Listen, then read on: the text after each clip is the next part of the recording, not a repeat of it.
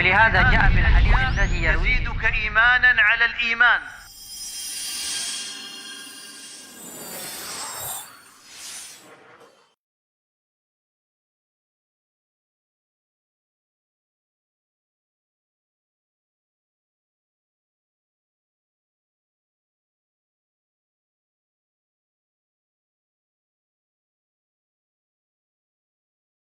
الحمد لله نحمده ونستعينه ونستغفره نعوذ بالله من شرور أنفسنا ومن سيئات أعمالنا من يهده الله فلا مضل له ومن يضلل فلا هادي له أشهد أن لا إله إلا الله وحده لا شريك له أشهد أن محمدا عبده ورسوله صلى الله عليه وعلى آله وأصحابه ومن تبعهم بإحسان إلى يوم الدين وسلم تسليما كثيرا. أيها الذين آمنوا اتقوا الله حق تقاته ولا تموتن إلا وأنتم مسلمون. يا أيها الناس اتقوا ربكم الذي خلقكم من نفس واحدة وخلق منها زوجها وبث منهما رجالا كثيرا ونساء واتقوا الله الذي تساءلون به والأرحام إن الله كان عليكم رقيبا.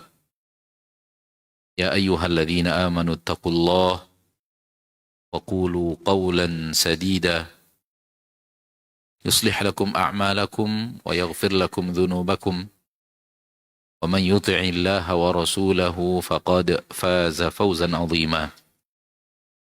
أما بعد فإن أصدق الحديث كتاب الله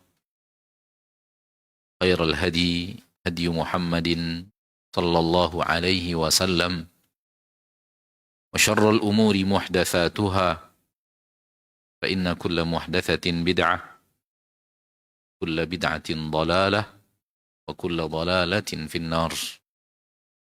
معاشر المسلمين والمسلمات, saudaraku saudariku, al-hadirin wal hadirat wal musyahidin wal musyahidat dimanapun anda berada, rahimani wa rahimakumullah.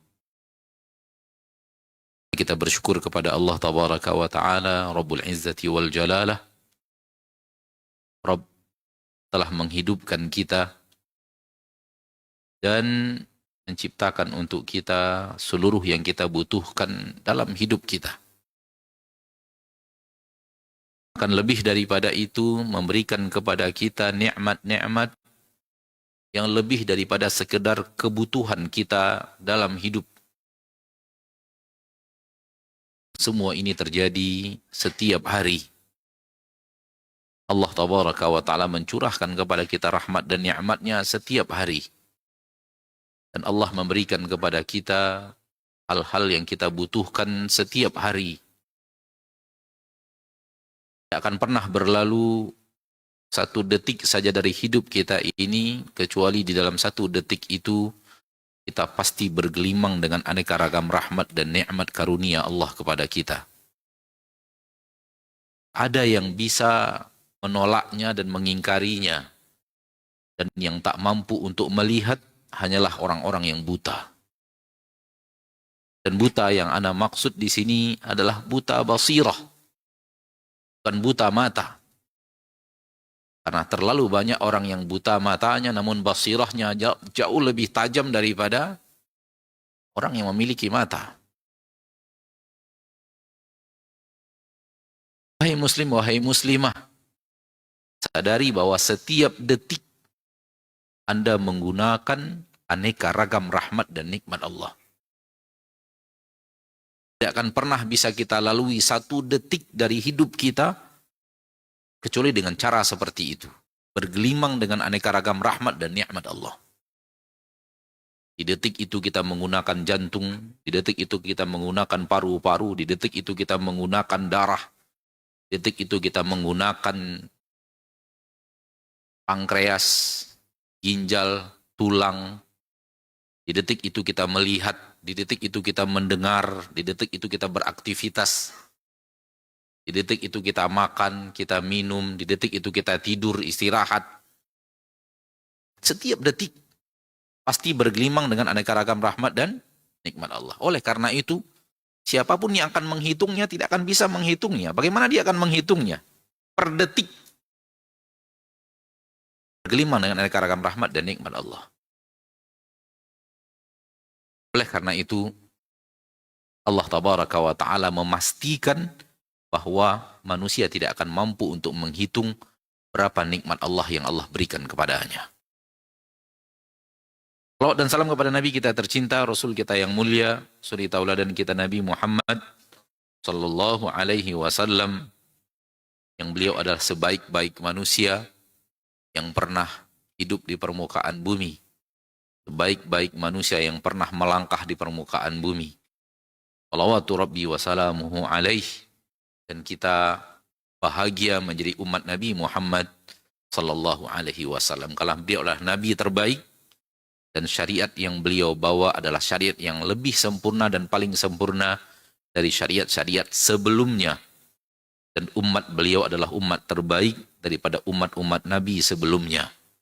Mudah-mudahan kita dimasukkan oleh Allah kepada umat terbaik dari umat Nabi tercinta sallallahu alaihi wasallam. Pada kesempatan yang berbahagia ini, Ana dimintakan untuk berbicara seputar topik. Antum sudah tahu judulnya apa?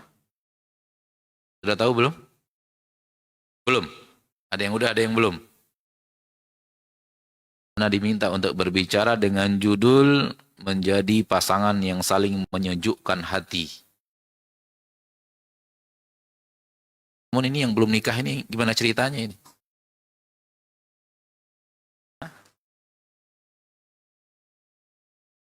Tutup kuping apa tutup mata?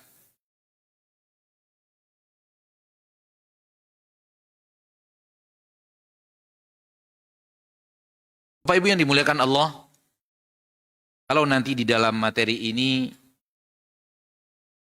tidak terlalu mampu berbicara dengan baik, mohon maaf sebelumnya, karena memang materi-materi seperti ini, Ana melihat diri Ana kurang mahir menyampaikannya. Allahu a'lam, Ana nggak tahu kenapa. Oleh karena itu antum bisa lihat materi-materi Ana jarang yang menyentuh bahagian-bahagian yang seperti ini. Dan Ana mencukupkan dengan saudara-saudara Ana, para da'i, para ustadz yang lain, kalau menyampaikan materi seperti ini, Masya Allah.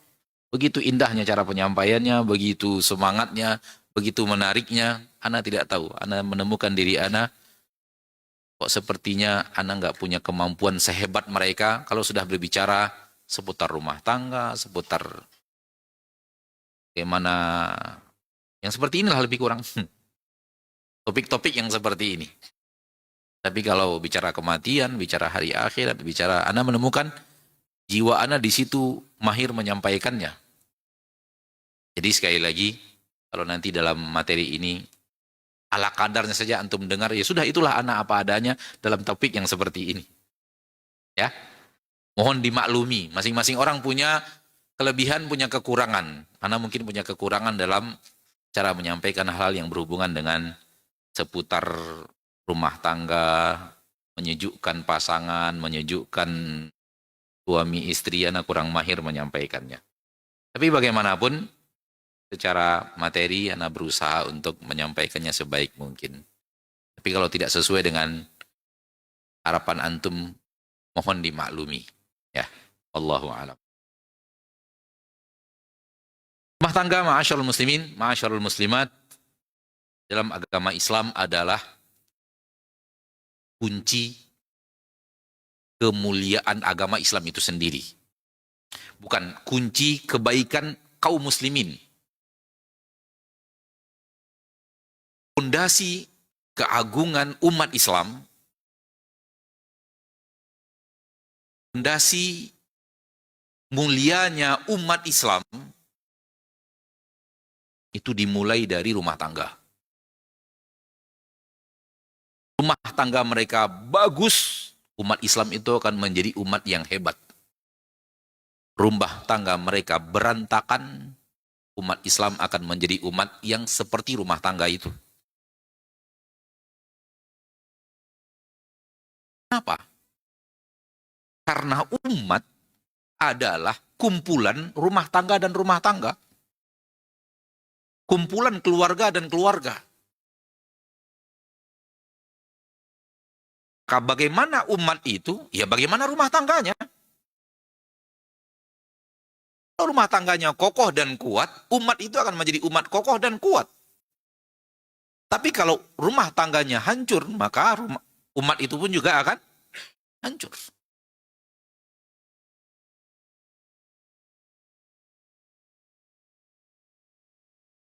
Perhatikan firman Allah di dalam Al-Quranul Karim surat At-Tahrim.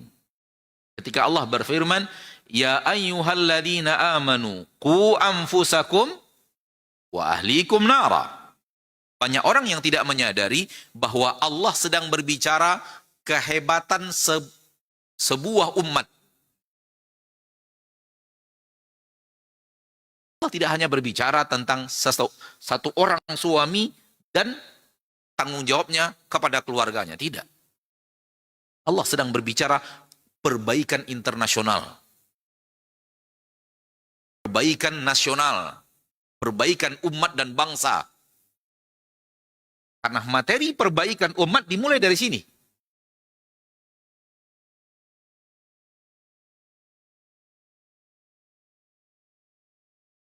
Oleh karena itu, kenapa rumah tangga di dalam agama kita dianggap perjanjian yang sangat kokoh, perjanjian yang sangat kuat, perjanjian yang sangat sakral, agar masing-masing kita yang sudah berjanji di depan wali benar-benar menjalankannya dengan sebaik mungkin. Allah berfirman di dalam Al-Quran, wa kaifa ta'khudunahu wa qad afdha ba'dukum ila ba'din wa akhadna minkum mitsaqan ghalidha. Dan kalian telah mengambil dari perempuan-perempuan itu perjanjian dan mereka perempuan itu telah mengambil dari kalian perjanjian yang sangat kuat, perjanjian yang sangat mulia, perjanjian yang sangat sakral. Kapan itu? Di saat mereka lakukan akad nikah. Saat Anda melakukan akad nikah, ijab dan qabul bersama walinya. Itu adalah perjanjian yang sangat sakral. Apatah lagi kalau kita tahu bahwa di dalam agama Islam nggak ada yang namanya pacaran.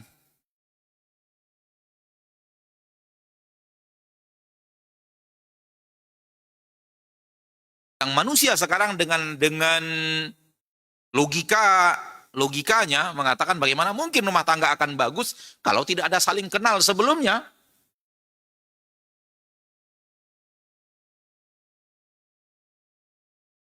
Itu hanya sebuah logika yang kaya-kaya benar, realitanya salah.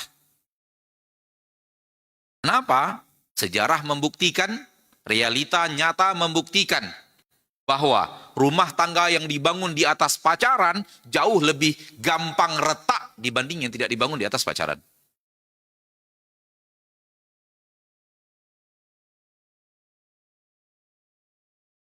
Kenapa? Karena satunya berkah dan satunya sudah banyak di dalamnya masuk ke dalam jebakan-jebakan iblis. Rumah tangga kakek dan nenek kita jauh lebih hebat daripada rumah tangga manusia zaman sekarang. Padahal zaman kakek dan nenek mereka juga tidak kenal yang namanya berpacaran. Mereka dijodohkan oleh orang tuanya. Orang tuanya yang mencarikan untuk mereka pasangan. Yang wanita terutama.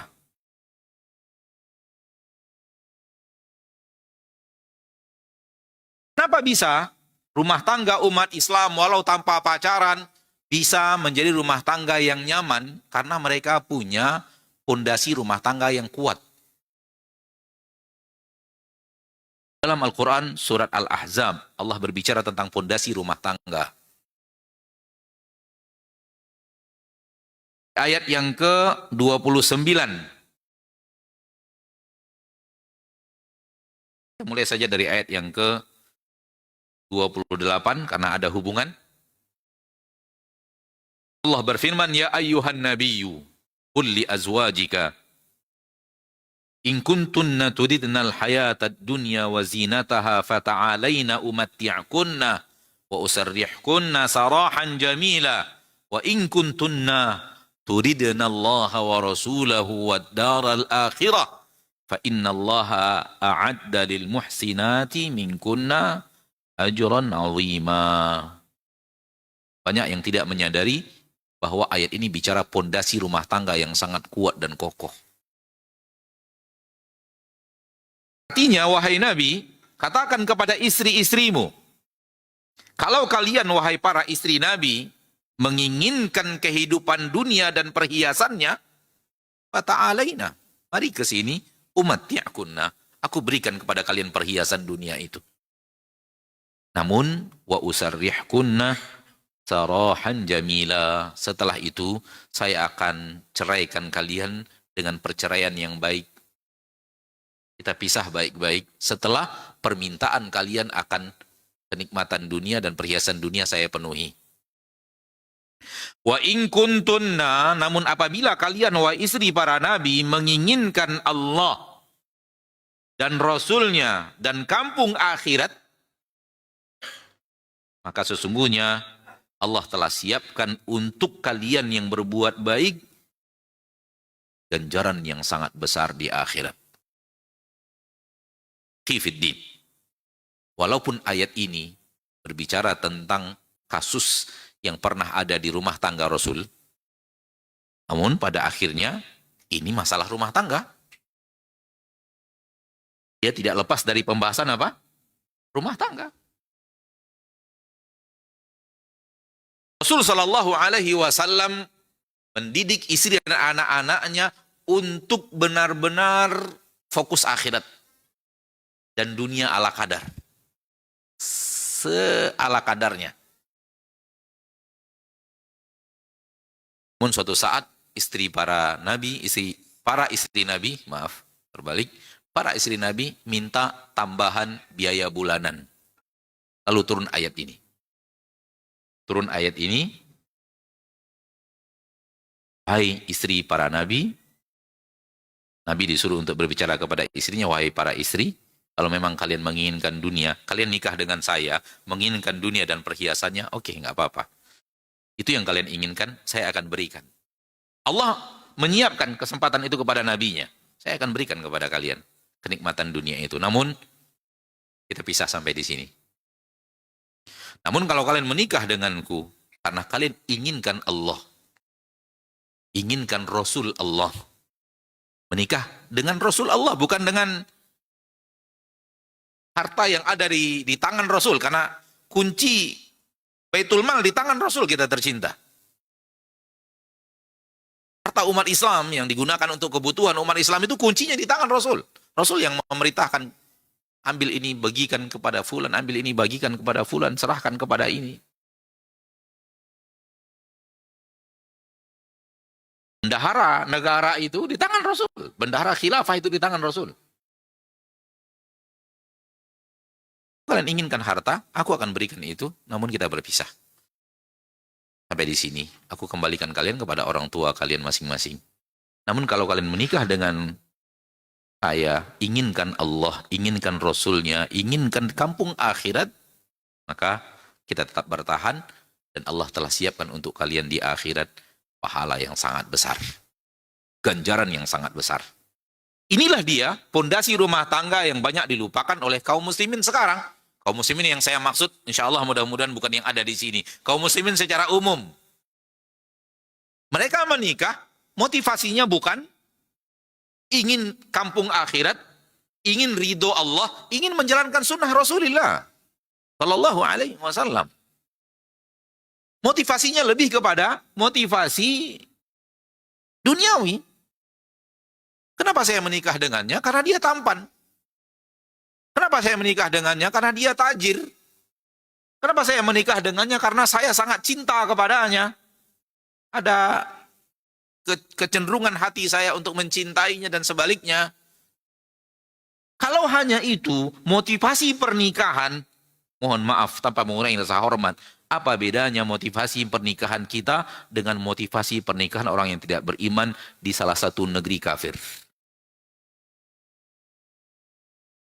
Apa yang membedakan? Kalau motivasinya adalah hasrat duniawi, ketampanan, kecantikan, harta, jabatan, kenikmatan dunia, kecintaan hati saya condong kepadanya, saya cinta kepadanya, hanya itu motivasinya. Apa yang membedakan Anda, seorang mukmin yang beriman kepada Allah dan Rasulnya, kepada kampung akhirat, dengan mereka yang menikah dengan motivasi yang sama?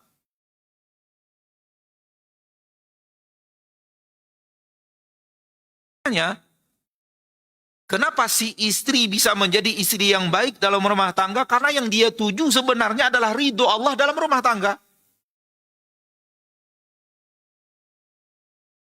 Yang dia ingin tuju sebenarnya adalah menegakkan sunnah Rasulullah SAW dalam rumah tangga. Yang ingin dia tuju sebenarnya adalah dapat tempat yang sangat tinggi di surga Allah dalam rumah tangga. Itu tujuan utama rumah tangganya.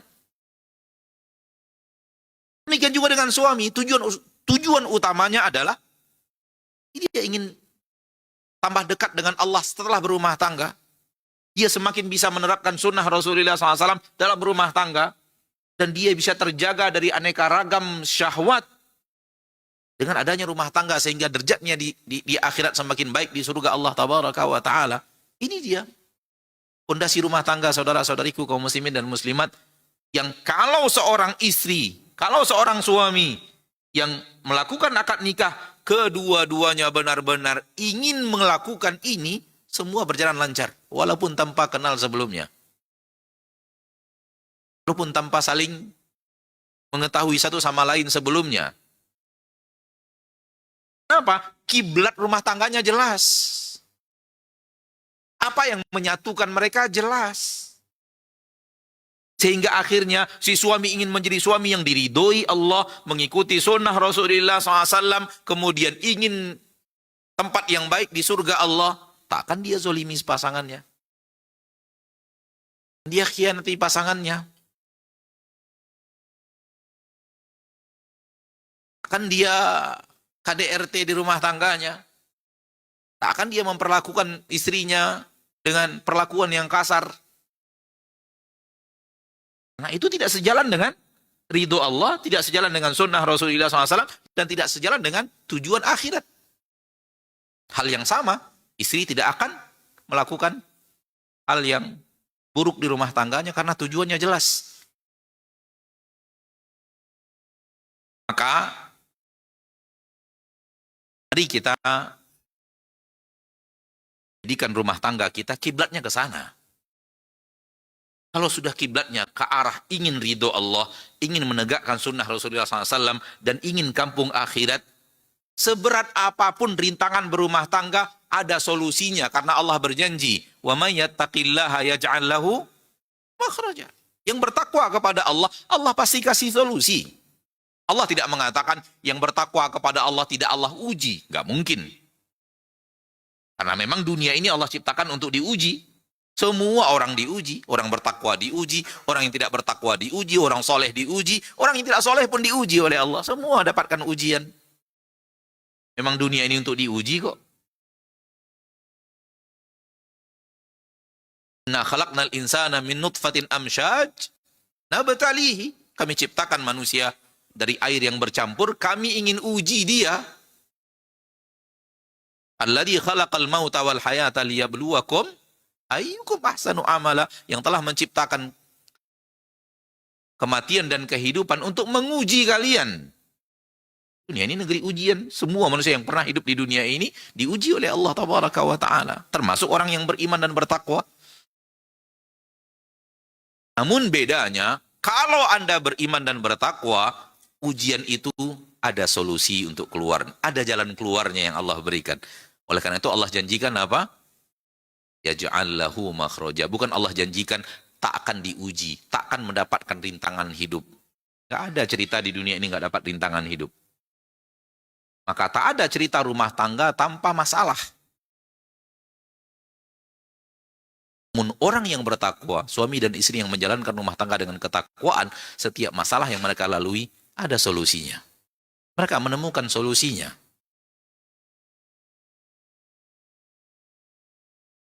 Bil ayat berikutnya yang sangat masyhur ketika orang berbicara rumah tangga, ayat yang paling masyhur surat Ar-Rum ayat 21. Itu yang paling masyhur. Sampai ditulis di undangan.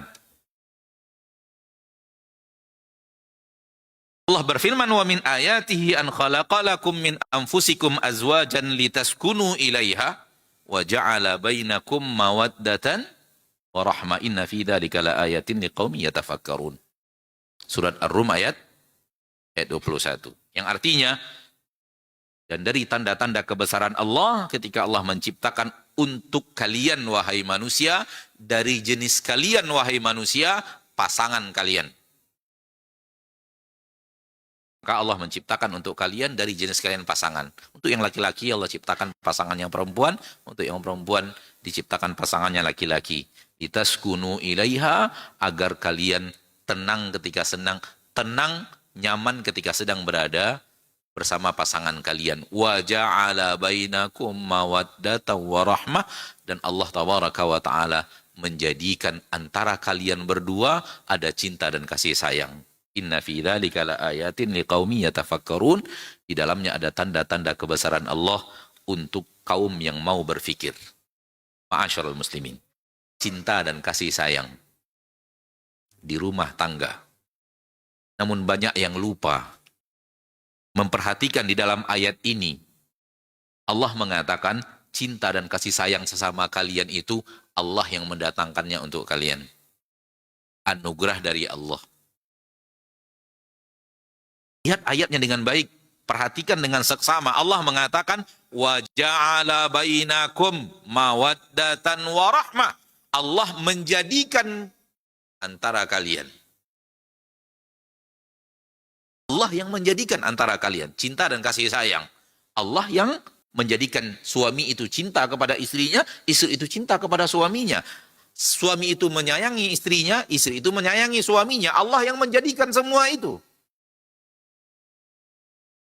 Orang mengira cinta dan kasih sayang itu dari dia. Hilang dalam benaknya bahwa cinta dan kasih sayang itu Allah yang menumbuhkan di dalam hati. Seolah-olah tidak ada campur tangan Allah dalam cinta dan kasih sayang antara suami dan istri. Ini batil. Di dalam ayat ini Allah mengatakan Allah yang menjadikannya. Berarti cinta dan kasih sayang ada antara suami dan istri, karunia Allah kepada hati suami dan istri itu. Sehingga Allah yang menggerakkan hati suami untuk mencintai istrinya, istri untuk mencintai suaminya, karena Allah tabaraka wa ta'ala yang menurunkan cinta dan kasih sayang dalam hati itu. Allah yang menurunkannya. Ambil sebuah kaidah, yang ada di sisi Allah tidak mungkin digapai dengan cara maksiat. Yang ada di sisi Allah tak bisa dicapai dengan cara apa? Maksiat. Itu anugerah Allah. Dan yang ada di sisi Allah harus dicapai dengan taat. Wa ma indallahi la yunalu bimaksiyati, dan apa yang ada di sisi Allah tak bisa didapatkan dengan berbuat maksiat kepada Allah. Oleh karena itu, rumah tangga yang diisi di dalamnya maksiat bukan cinta dan kasih sayang yang akan terwujud. Yang ada hanya pertengkaran, yang ada hanya kebosanan, yang ada hanya mempertahankan status, yang ada hanya tak tahu harus bagaimana lagi. Saya udah puyeng hadapi istri saya, terserah dia mau apa.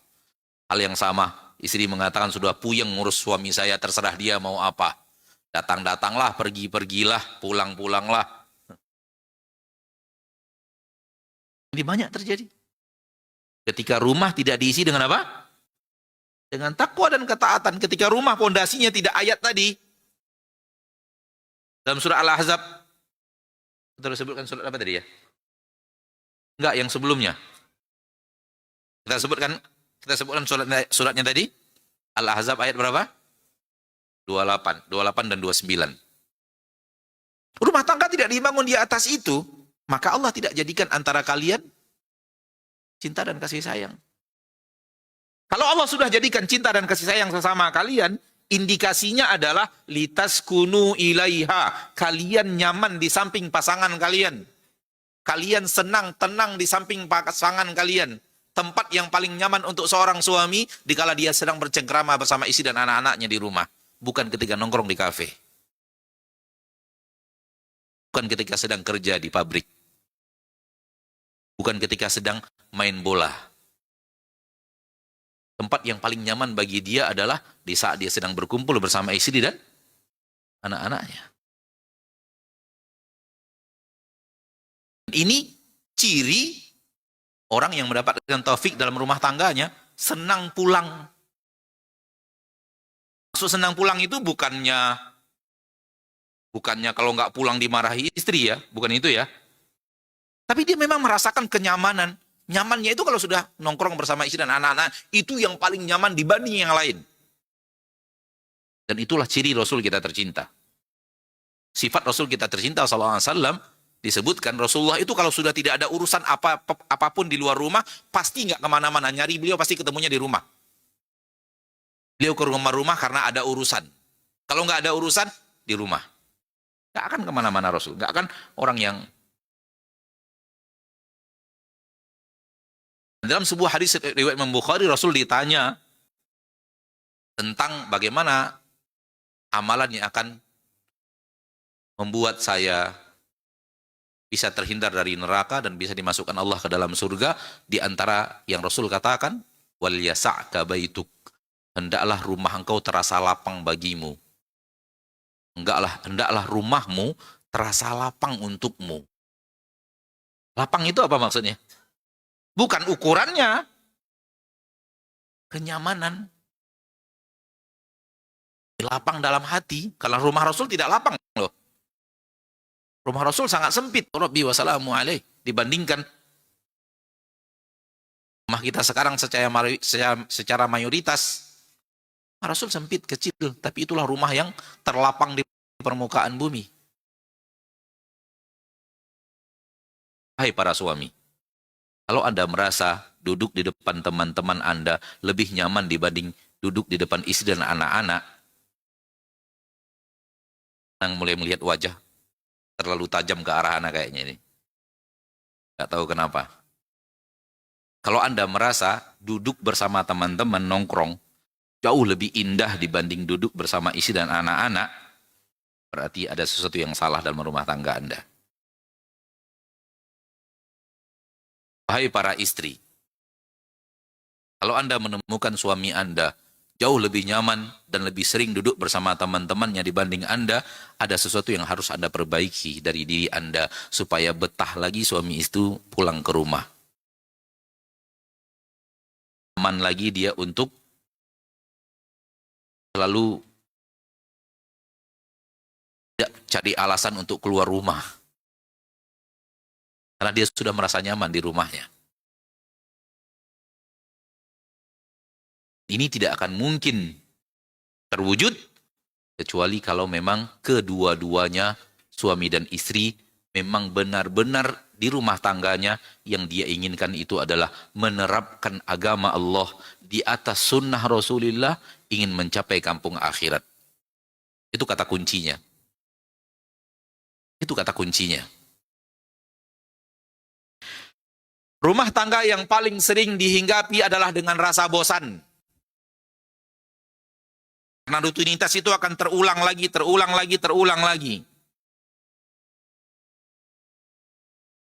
Sesuatu yang sering diulang dan berulang kali, hal yang paling sering dihinggapi adalah rasa bosan. Dan hal yang paling dahsyat kalau rasa bosan gitu adalah pada rumah tangga yang sedang ada.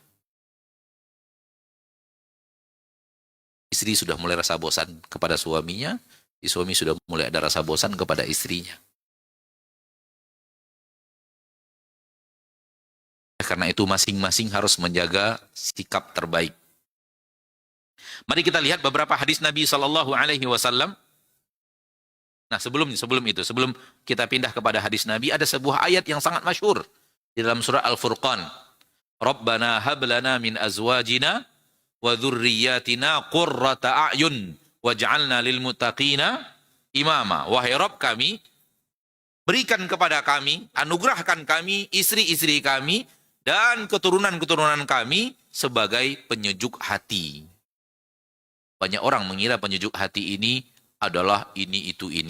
Abdullah bin Abbas, ahli tafsir para sahabat, mentafsirkan penyejuk hati itu adalah di saat Anda melihat istri dan anak-anak Anda taat kepada Allah Ta'ala. Itu penyejuk hati. Menyaksikan istri dan anak-anak taat kepada Allah, menyaksikan suami dan anak-anak taat kepada Allah, itu dia penyejuk hati. Bukan suaminya miliarder, bukan suaminya jabatannya tinggi, bukan suaminya orang terkenal, bukan istrinya orang yang tercantik di dunia, dan yang lainnya. Ya. Qurrata a'yun, penyejuk hati yang ada dalam ayat ini. Silakan buka tafsir Ibnu Katsir. Lihat di sana tafsir Abdullah bin Abbas mengatakan qurrata a'yun di sini adalah Anda melihat mereka taat kepada Allah. Waktu azan? Baik. Sudah waktunya azan, kita dengarkan azan, setelah itu kita lanjutkan materi dan tanya jawab, setelah itu kita sholat bi'idhnillahi azza wa jalla.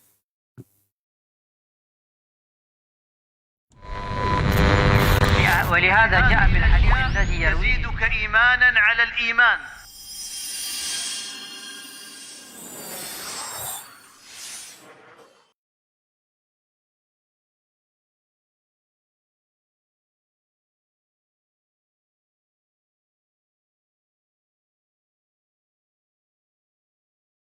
Alhamdulillah, telah hadir aplikasi dakwah yang menunjang kebutuhan umat muslim dalam melaksanakan ibadah harian yang sesuai dengan tuntunan Al-Quran dan As-Sunnah. Asil App hadir dengan fitur-fitur sebagai berikut. TV dan radio streaming. Fitur ini memudahkan pengguna untuk mengakses tayangan Asil TV, radio, dan televisi dakwah lainnya dalam genggaman pengguna. Fitur infak. Pengguna dapat menyalurkan infak untuk pembangunan Markas Sunnah Nusantara Al-Hijrah dan infak pendidikan di Markas Sunnah Nusantara Al-Hijrah kapan saja dan di mana saja dengan sangat mudah. Al-Quran dan Hadis. Fitur Al-Quran yang dilengkapi dengan terjemahan per kata, per ayat, dan ke depan insya Allah akan dilengkapi juga dengan tafsir. Dan fitur hadis yang memuat 8 kitab hadis populer yang bisa kita baca serta pelajari kapan saja dan di mana saja. Fitur kajian. Playlist serial kajian Asil TV guna memudahkan pengguna dalam menyimak video kajian secara berurutan dan sesuai tema. Fitur zakat, mempermudah pengguna dalam menghitung zakat harta. Fitur zikir, panduan zikir harian mulai dari zikir bangun tidur, zikir pagi dan petang, hingga zikir sebelum tidur. Fikih dan artikel dakwah, menyajikan berbagai kitab fikih dalam format PDF yang dapat dibaca dan dipelajari kapan saja. Dan nasihat Islam melalui artikel dakwah yang update setiap harinya. Fitur Murotal, audio tilawah Al-Quran dari kori-kori terbaik. Info masjid, mengetahui lokasi masjid terdekat, info kegiatan masjid, memudahkan jemaah untuk menghubungi call center masjid guna mendapatkan informasi terkait masjid lainnya. Jadwal sholat, arah kiblat, dan kalender hijriah, memberikan notifikasi jadwal sholat, penunjuk arah kiblat, dan mengetahui penanggalan dalam kalender hijriah. Semua terangkum dalam satu genggaman. Asil App, asli dan dari hati. ولهذا جاء في الحديث الذي يرويه يزيدك إيمانا على الإيمان.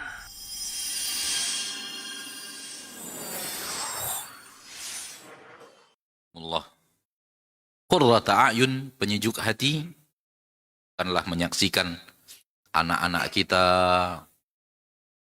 jadi orang yang sukses dalam urusan dunia, punya pangkat, punya jabatan, punya penghasilan yang bukan itu. Tidak sama sekali. Sangat berbeda dengan banyak asumsi orang tentang penyejuk hati.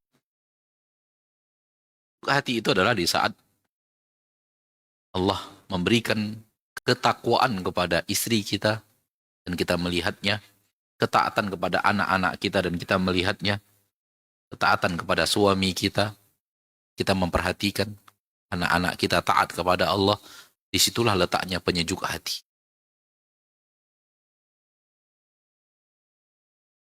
Ikut hadis Rasul kita tercinta sallallahu alaihi wasallam diarahkan khusus kepada kaum laki-laki. Pada para suami, dan dengarkan wahai para suami. Hadis dari Imam Tirmidzi dari Aisyah radhiyallahu anha wa ardhaha, dan hadisnya sahih. Nabi SAW bersabda, khairukum li ahlihi. Hai para suami, hai para laki-laki yang sudah berumah tangga, yang terbaik dari kalian adalah yang terbaik kepada keluarganya. Bukan yang paling banyak jabatan, yang paling banyak harta, yang paling banyak pangkat dan jabatan.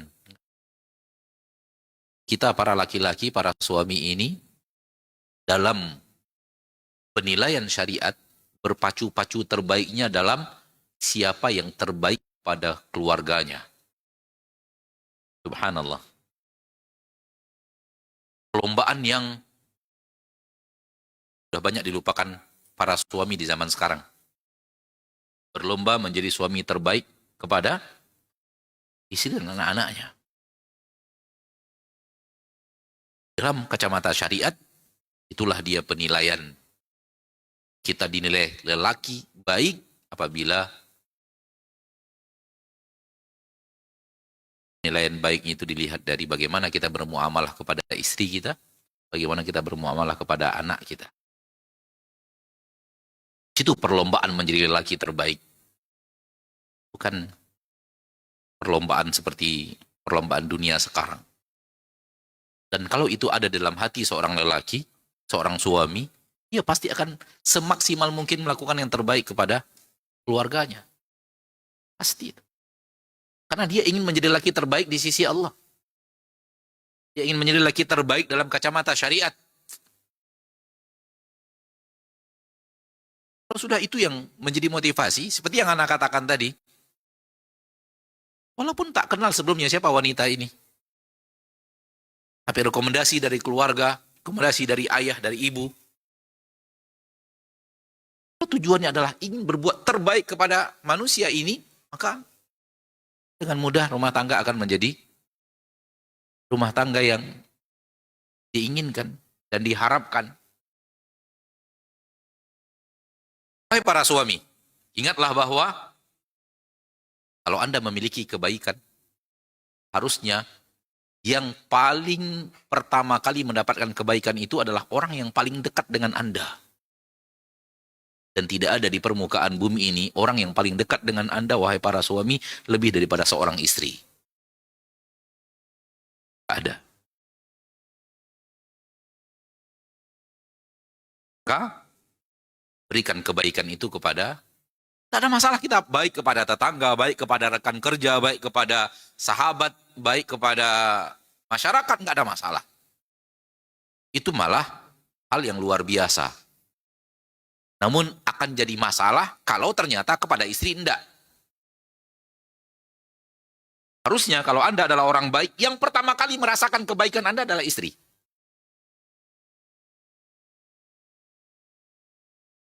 Salah menjadi seperti Abu Salamah untuk Ummu Salamah. Ketika Abu Salamah wafat, dan Ummu Salamah dalam keadaan sedih, Ummu Salamah diingatkan oleh para sahabiyat yang lain bahwa ingat doa ini, baca doa ini. Allahumma jurni fi musibati wa khluf li khairan minha. Ya Allah, berikan aku pahala atas musibah yang engkau sedang timpakan kepada aku, dan gantikan untukku yang lebih baik daripadanya. Kata Ummu Salamah, dan hadis sahih dalam sahih Muslim, kata Ummu Salamah, saya ucapkan doa itu seraya hatiku berkata-kata, siapa yang lebih baik daripada Abu Salamah?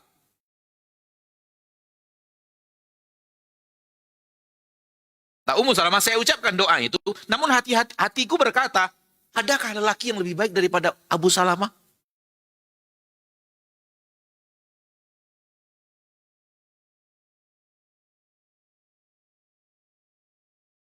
Ternyata Ummu Salamah tidak melihat, tentu selain Rasul tentunya, lihat pergaulan orang yang lebih baik kepadanya lebih daripada suaminya. Kan juga kata Ummu Salamah, namun hati saya berkata, adakah lelaki yang lebih baik daripada Abu Salamah? Bisakah saya menemukan lelaki yang lebih baik daripada suami saya yang sudah meninggal ini?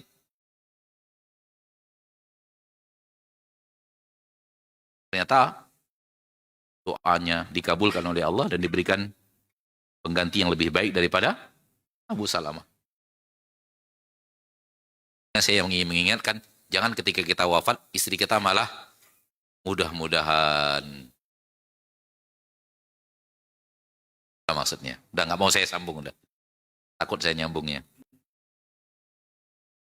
Ya, kalau motivasinya untuk cari ridho Allah, motivasinya mencari surga Allah, motivasinya ingin menerapkan sunnah Rasulullah SAW, itu bisa. Berikan kata kunci, semoga bermanfaat. Lakukan berbuat baik kepada istri untuk mengharapkan ridho Allah dan kampung akhirat, untuk mengikuti sunnah Rasulullah, bukan untuk istri itu benar-benar patuh kepada kita. Kalau sudah masuk di dalam hati tadi, niat, saya berbuat baik kepada istri saya agar dia juga benar-benar patuh kepada saya, satu saat Anda akan sampai kepada titik malas berbuat baik kepada istri itu. Karena Anda mengharapkan balasannya. Amalan tersebut tidak ikhlas. Anda ingin dibalas kebaikan dengan kebaikan. Dan istri Anda adalah manusia. Takkan dia bisa semaksimal yang Anda bayangkan bisa membalas kebaikan Anda kepada Anda. Manusia. Dia suatu saat pasti melakukan hal yang membuat Anda kesal. Hal yang membuat Anda marah. Hal yang membuat Anda kecewa. Karena dia manusia.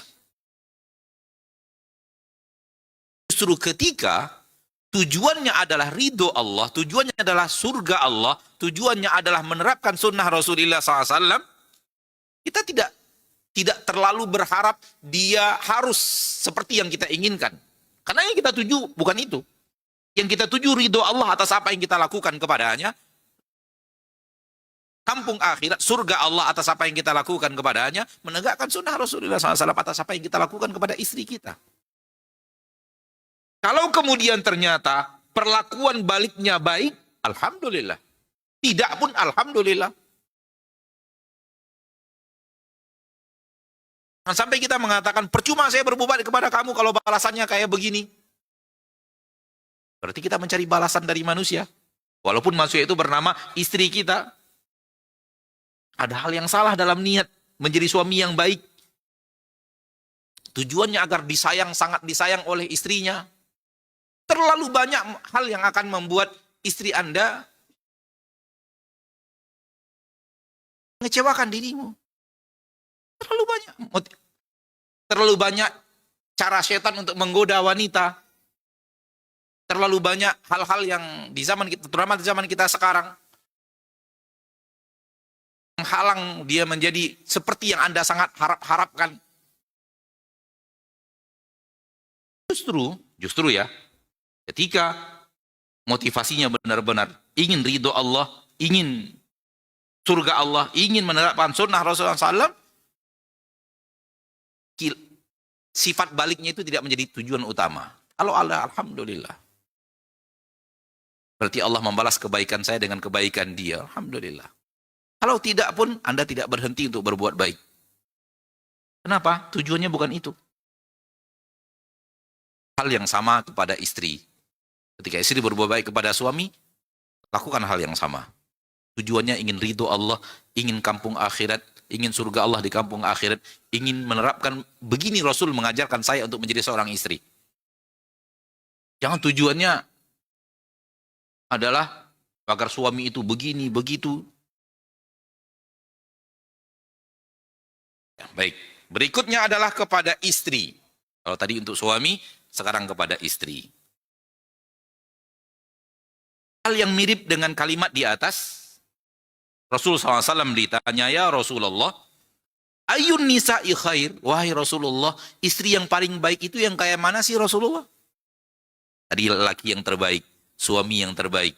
Sekarang pertanyaannya, istri yang terbaik itu bagaimana ya Rasulullah? Jawaban Nabi, alladzi tasurruhu idza nazar. Istri yang terbaik itu apabila dilihat oleh suaminya, dia akan membuat suaminya bahagia. Tuti'uhu idza amar. Apabila diperintah oleh suaminya, dia pasti akan patuh kepada perintah itu. Wala tukhalifuhu fi nafsiha wa maliha. Dan dia tidak melakukan hal yang tidak disukai suaminya pada dirinya dan pada hartanya. Ini indikasi wanita terbaik dalam agama Islam. Siapa wanita terbaik, istri yang terbaik? Indikasinya ada 3. Pertama, selalu membuat suaminya bahagia kalau dia sedang di samping istrinya. Karena kalau di samping istri berarti suami melihat istri. Dia selalu berusaha membuat suaminya bahagia. Selalu patuh kepada yang diperintahkan kepadanya. Dan kepatuhan ini syarat mutlak untuk mendapatkan kemuliaan hebat di akhirat, masuk pintu surga manapun yang dia suka. Nah, ada hadis lain dari Imam Ahmad, insya Allah nanti sebentar lagi kita bacakan. Soal patuh itu tadi. Syarat yang ketiga, menjauhkan apa yang tidak disukai suami dari dirinya. Dan dari harta suami yang sedang dia kelola.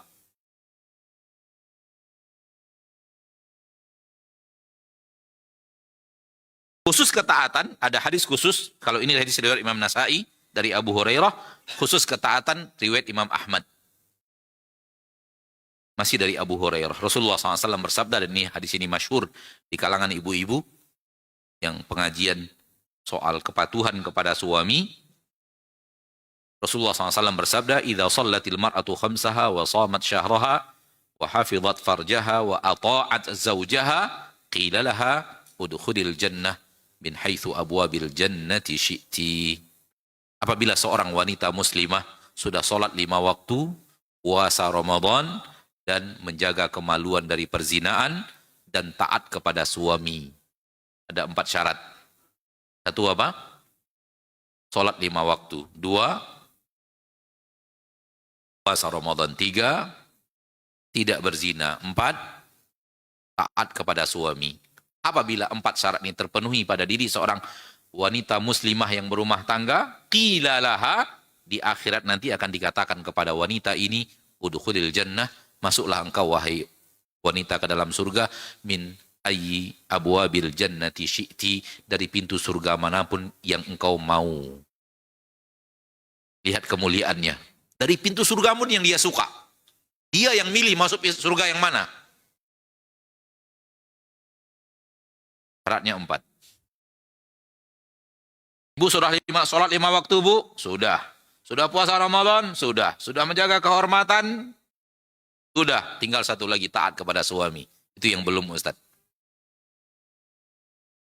Eman-eman. Dari 4 syarat tinggal 1. Itu yang berat, Ustaz. Karena berat itu diberikan ganjaran yang sangat besar. Tidak akan diberikan Allah ganjaran yang sangat besar kalau tidak berat. Berarti memang itu problematika seorang istri dalam rumah tangga. Kurangnya ketaatan kepada apa yang diinginkan suami. Ayo benahi. Kalau ingin rumah tangga seperti yang diinginkan dalam judul, menjadi pasangan yang menyejukkan hati pasangan. Subhanallah. Si suami diperintahkan Allah, berbuat baik. Kalau engkau baik, berikan yang terbaik dari dirimu yang pertama kali merasakannya istrimu. Si istri, patuhlah. Coba lihat, alangkah indahnya agama Allah. Suami bukan ingin dipatuhi, tanpa memberikan kebaikan.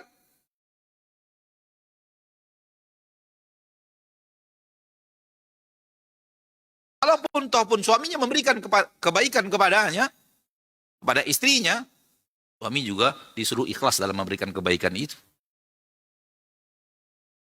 Kalau ini sama-sama kita lakukan, seorang istri benar-benar melakukan apa yang dikatakan oleh apa yang diajarkan oleh Rasul tercinta, kemudian suami benar-benar melakukan apa yang dilakukan oleh apa yang diperintahkan oleh Rasul tercinta, menjadi suami terbaik, menjadi suami yang suka duduk bersama keluarganya. Tidak suka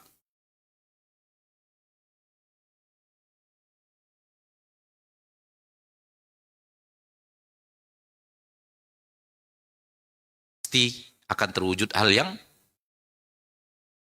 kita cita-citakan semua. Rumah tangga sakinah, dan Allah berikan di antara kita mawaddah warahmah. Kita tutup dengan satu hadis terakhir riwayat Imam Muslim dari Abdullah bin Amr. Dan sebenarnya hadisnya umum, namun hadis umum ini sangat-sangat dibutuhkan dalam mencapai apa yang tadi ada dalam judul. Sebenarnya umum sebenarnya untuk semua masalah, untuk semua pergaulan, untuk semua interaksi manusia. Namun pasti ini paling tuntut dalam rumah tangga. Rasulullah SAW bersabda dalam hadis Imam Muslim dari Abdullah bin Amr bin Al-As radhiyallahu anhuma, "Man ahabba minkum an yuzahzaha 'anil nar wa yadkhulal jannah falyatihi maniyatuhu wa huwa yu'minu billahi wal yawmil akhir wal ya'ti ilan nas alladhi yuhibbu an yu'ta ilaih." Siapa di antara kalian yang ingin dijauhkan dari neraka dan masuk ke dalam surga, hendaklah dia mati dalam keadaan beriman kepada Allah dan hari akhir, berusaha wafatnya di atas husnul khatimah, kemudian wal ya'ti ilan nas alladhi yuhibbu an yu'ta ilaih, hendaklah dia bermuamalah kepada orang lain seperti dia ingin orang lain bermuamalah seperti itu kepadanya.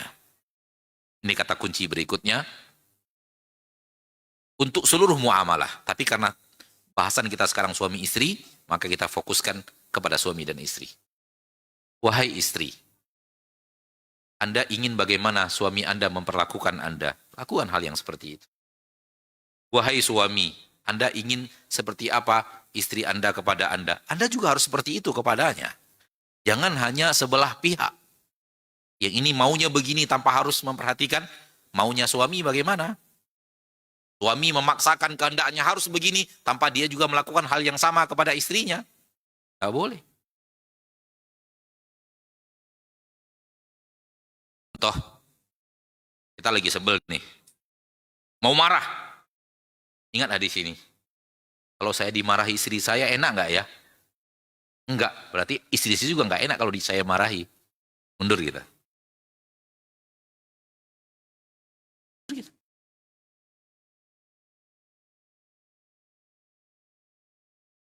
Hadis yang agung luar biasa, yang kalau diamalkan oleh manusia di permukaan bumi, enggak ada yang namanya kejahatan. Enggak ada yang namanya kriminal. Kenapa kriminal terjadi? Karena pelanggaran terhadap hadis ini.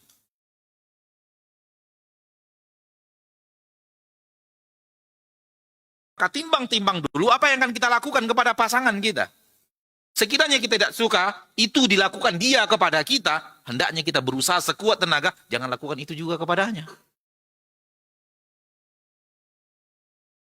Kalau saling menjaga seperti ini, kenikmatan rumah tangga apa yang tidak akan dicapai coba?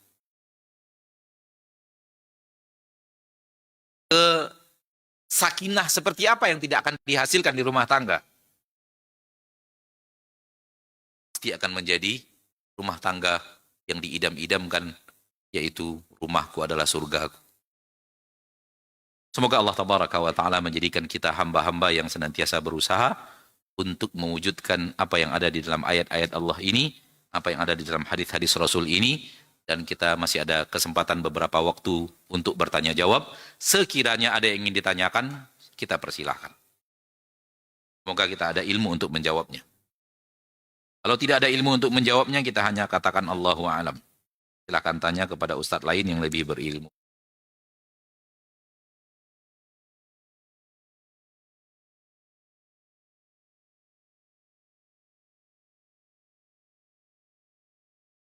Ustadz, Allah berjanji akan menolong hamba yang ingin menikah untuk menjaga kesucian diri.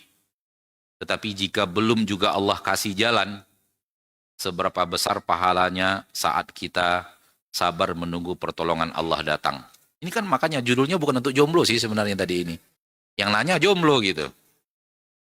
Kan Yana katakan tadi, jomblo tutup telinga. Judulnya bukan untuk jomblo ini. Yang nanya jomblo. Kita cari dulu yang berumah tangga nanya, baru kita jawab ini terakhir.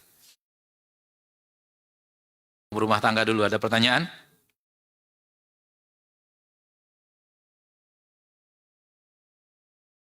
Silakan, Pak.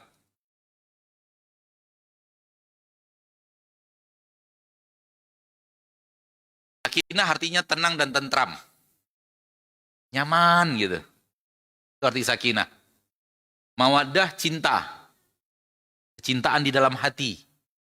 Sayang perilaku. Sayang perilaku kita. Ada es krim enak nih. Wah, istri saya dapat nggak ya? Gitu. Itu kan perilaku tuh, Pak. Efek daripada cinta yang ada dalam hati. Di sakinah, kenyamanan ketika bersama. Suami senang kalau sudah pulang. Suami senang kalau sudah bercengkrama. Hal yang sama istri senang kalau suaminya pulang. Istri menyambutnya dengan baik, dengan senyuman yang manis, dengan kondisi yang rapi, dengan parfum yang ada di badan. Bukan dengan aroma bawang ya. Ketika tahu suaminya akan pulang, dia bersiap-siap. Sehingga saling terjadi kenyamanan dan senang bercengkrama, duduk bersama, bercerita. Kalau tidak, karena Allah ini bosan. Kan setiap hari ketemu istri.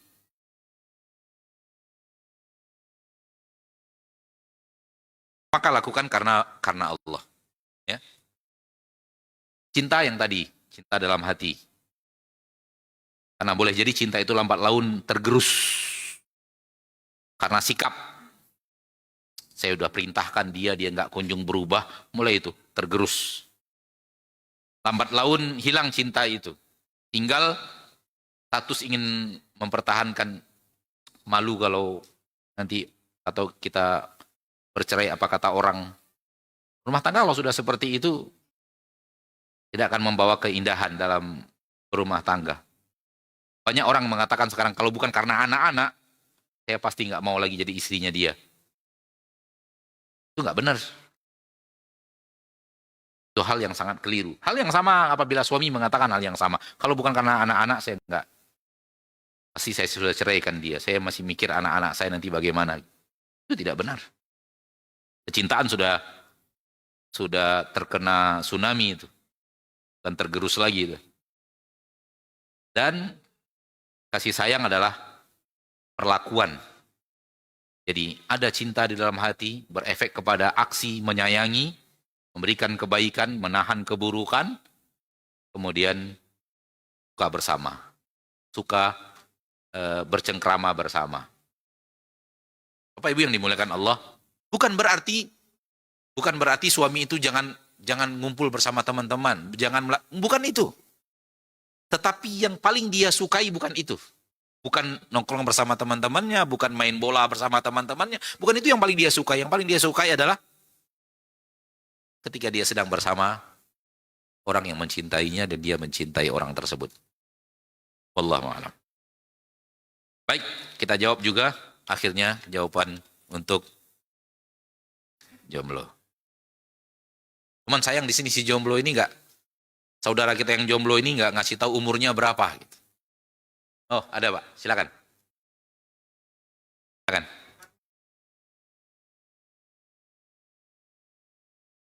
Ini berhadapan di yang menurut Ana udah coba lah.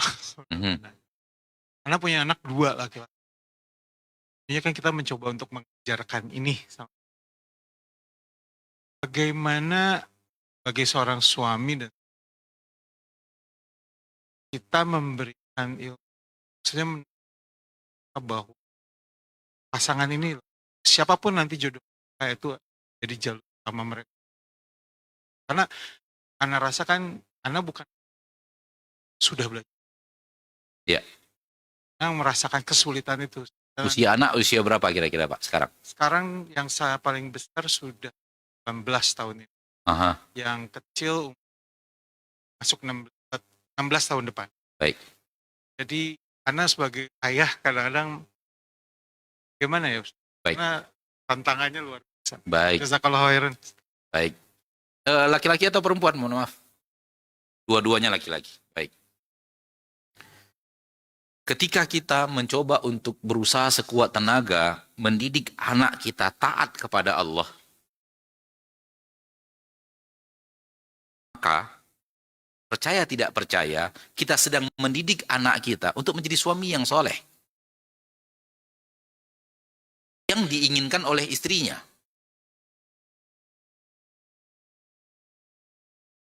Jika kita mendidik anak kita untuk ketaatan kepada Allah, memperkenalkan dia ke masjid, memperkenalkan dia kepada Al-Quran, memperkenalkan dia kepada dia pengajian, mendekatkan dia kepada kitabullah, apalagi mulai menghafalkan untuknya, sekaligus mendidik akhlaknya. Kalau dia bohong kita marahi, kalau dia melakukan hal yang salah kita nasihati, marahnya marah seorang ayah yang sayang, marah seorang ibu marah sayang, marah seorang pendidik yang benar-benar ingin mendidiknya, bukan marah emosi. Kita arahkan dia kepada kebaikan dan kita tegur ketika dia melakukan kesalahan, maka percaya tidak percaya, itulah ikhtiar kita menjadikan dia suami yang soleh. Kita berharap apa yang sudah dia dapatkan sedari dini sekarang ini membuat dia mudah-mudahan, harapan kita sambil berdoa, lebih baik daripada saya yang kenal agama baru di usia sekian. Anak saya sudah saya kenalkan agama katakanlah dari SD sudah saya sekolahkan di sekolah agama. Harapannya ya kita berharap karena dunia ini Allah yang ngatur, tapi kita tidak berhenti berharap kebaikan dan berdoa kepada Allah. Harapan kita dia bisa menjadi ayah lebih baik daripada ayahnya sekarang. Dia bisa menjadi suami lebih baik daripada ayahnya sekarang. Kalau dia adalah anak perempuan, dia bisa menjadi ibu yang lebih baik daripada ibunya yang sekarang. Dan salah satu di zaman kita sekarang ini yang sudah mulai ditinggalkan orang, dan sebenarnya itu yang terbaik, kalau anak kita perempuan yang nyarikan jodohnya kita. Itu yang terbaik. Itu yang ada dalam agama Allah. Bukan si anak yang cari-cari cowok untuk dijadikannya suami. Tapi ayahnya dan ibunya yang berusaha untuk memilihkan untuknya suami untuk dirinya. Karena itu yang ada dalam agama Allah. Di dalam agama Allah, Rasulullah SAW bersabda, wal bikru tusta'dhanu wa idnuha sumatuha. Anak gadis yang ingin menikah harus dimintai izin anak gadis itu untuk dinikahkan. Dan diamnya dia dan tersipu-sipunya dia tanpa menolak, itu adalah izin dari dia untuk dinikahkan dengan lelaki yang dipilihkan oleh orang tuanya. Menunjukkan di dalam hadis ini bahwa yang benar dalam syariat Allah yang akan membawa kebaikan dan keberkahan adalah jalan yang diajarkan syariat, bahwa orang tua memilihkan suami untuk anaknya. Karena yakinlah wahai orang tua, cara yang sekarang ini batil, cara yang sekarang ini salah. Anak Anda suruh untuk memilih siapa pasangan hidupnya. Cara yang salah. Kenapa? Anda lebih mahir memilih laki-laki dibanding anak Anda. Anda lebih tahu sifat laki-laki dibanding anak Anda. Anda lebih tahu asam garam kehidupan. Menilai laki-laki itu gimana cara menilai yang benar. Ini laki-laki baik apa laki-laki yang pura-pura baik.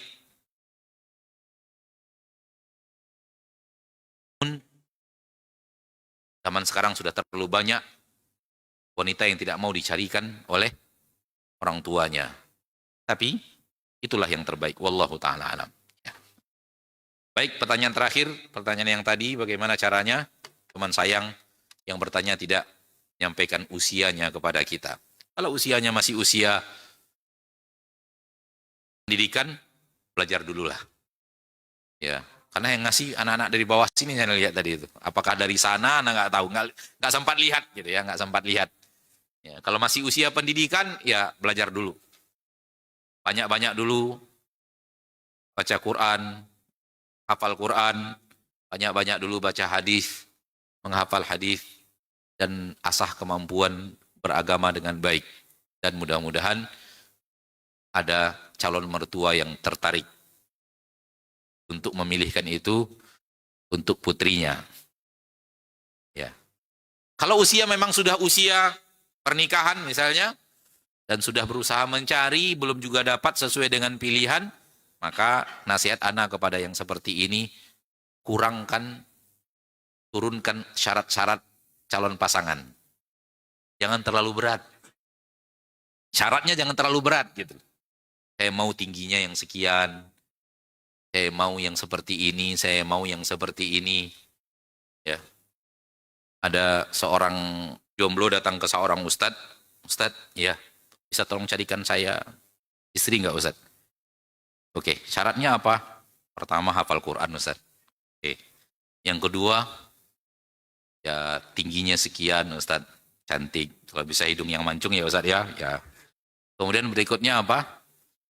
Ya dari keluarga yang sudah dikenal lah, keluarga baik-baik, keluarga yang bukan dari keluarga. Oke, berikutnya kalau bisa orang tuanya kaya ustadz. Kata ustadznya, kalau saya dapat itu, saya yang nikahi dia, bukan untuk kamu. Terlalu berat. 4 syarat yang ada dalam hadis mau diambil semua. Kadang-kadang ini yang menyebabkan kita ada syarat-syarat tertentu gitu yang harus terpenuhi. Nah, selalu sampaikan kepada yang bertanya seperti ini. Kalau syaratnya Anda kurangi, mungkin tidak terlalu sulit untuk mencarinya gitu. Adapun soal standar kecantikan, menurut ana, asal sudah susah untuk ngomongnya kan, udah cukuplah itu. Tidak perlu harus punya syarat-syarat tertentu mulai dari ini, dari itu dan semacamnya. Kenapa? Karena pada akhirnya ketika berumah tangga yang sangat kita butuhkan dan muncul di permukaan dari dirinya adalah kesolehannya, ketaatannya, kepatuhannya, bukan kecantikannya. Yang namanya kecantikan itu terlalu cepat untuk sirna. Kalau antum tidak percaya, coba lihat istri antum yang sangat cantik itu tatap 5 jam non-stop. Kalau masih ketemu cantik yang pertama itu enggak. Secantik apapun akan hilang dengan terbiasanya mata melihat. Maka itu tidak akan. Bukan itu yang akan menjadi penyebab langgengnya rumah tangga. Hal yang sama untuk yang wanita. Syarat laki-lakinya harus begini, tingginya harus begini. Pada akhirnya yang dia butuhkan di rumah tangga adalah baiknya akhlaknya, pengasih dan penyayangnya, dan mengarahkannya kepada ketaatan, membimbingnya kepada kebaikan. Jadi yang dia butuhkan bukan syarat-syarat yang sangat berat. Maka insya Allah sambil berdoa kepada Allah Tabaraka wa Ta'ala Rabbul Izzati wal Jalalah, lakukan terus. Dan ketika Allah masih belum memberikan karena satu dan lain hal, bersabar sampai Allah mendatangkan kebaikan itu. Subhanakallahumma bihamdika asyhadu an la ilaha illa anta astaghfiruka wa atubu ilaik. Semoga Allah Tabaraka wa Ta'ala mengembalikan rumah tangga kita kepada pondasi yang benar. Pondasi ingin menggapai ridho Allah, ingin mengamalkan sunnah Rasulullah SAW, dan ingin mendapatkan kemuliaan di surga Allah Tabaraka wa Ta'ala, dan menjalankan apa yang tadi sudah disampaikan oleh Nabi kita tercinta yang sudah kita bacakan. Sampai di sini. Assalamualaikum warahmatullahi wabarakatuh. ولهذا جاء بالحديث الذي يرويه يزيدك إيمانا على الإيمان.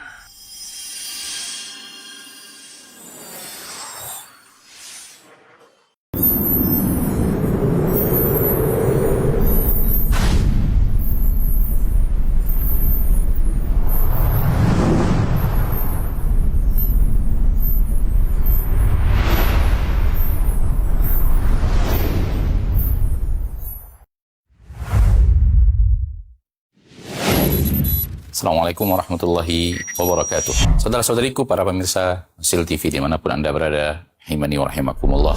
Semoga antum selalu berada dalam lindungan Allah Tabaraka wa Ta'ala.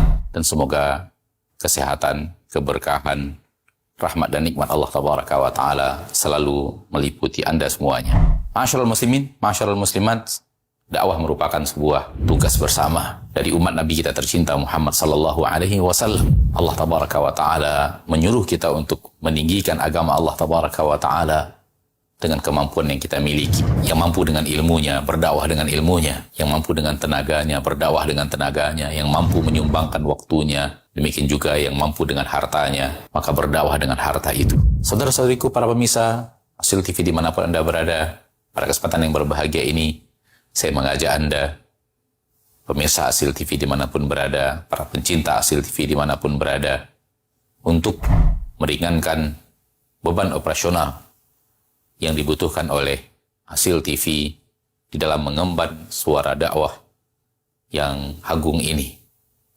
Mari infakkan sebahagian daripada yang Allah Tabaraka wa Ta'ala mudahkan kepada kita, dari apa yang Allah rezekikan kepada kita, guna kepentingan syiar dakwah melalui media-media, di antaranya adalah Hasil TV. Melalui Hasil TV, sangat banyak saudara-saudari kita kaum muslimin dan muslimat yang bisa mendapatkan dakwah di bumi yang sangat jauh, di negeri yang sangat terpencil. Bahkan tidak sedikit dari mereka yang mendapatkan hidayah kepada sunnah Rasulullah SAW melalui media Hasil TV yang kita cintai. Semoga apa yang antum berikan merupakan pembuka kebaikan, merupakan pembuka hidayah bagi saudara-saudari antum menuju jalan yang sesuai dengan sunnah Nabi kita tercinta SAW, sehingga di akhirat mendapatkan pahala bagaikan seorang yang di tangannya Allah Tabaraka wa Ta'ala bukakan hidayah kepada seseorang, seperti yang dikatakan Nabi kita tercinta SAW, la iyahdiyallahu bika rajulan wahidan khairun laka min humurin na'am. Sekiranya satu orang mendapatkan hidayah melalui dirimu, melalui usahamu, melalui apa yang telah engkau berikan, melalui apa yang telah engkau dakwahkan, maka itu lebih baik daripada unta merah. Sebagian para ulama mengatakan lebih baik daripada dunia dan perhiasannya. Sallallahu sallam wa baraka wa an'am ala abdihi wa rasulihi Muhammad walhamdulillahi rabbil alamin. Assalamualaikum warahmatullahi wabarakatuh.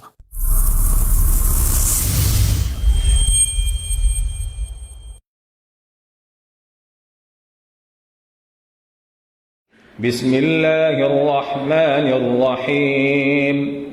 الحمد لله الذي أنزل على عبده الكتاب ولم يجعل له عوجا قيما لينذر بأسا شديدا من لدنه ويبشر المؤمنين الذين يعملون الصالحات أن لهم أجرا حسنا ماكثين فيه أبدا وينذر الذين قالوا اتخذ الله ولدا ما لهم به من علم ولا لآبائهم كبرت كلمة تخرج من أفواههم إن يقولون إلا كذبا فلعلك باخع نفسك على آثارهم إن لم يؤمنوا بهذا الحديث أسفا إنا جعلنا ما على الأرض زينة لها لنبلوهم أيهم أحسن عملا وإنا لجاعلون ما عليها صعيدا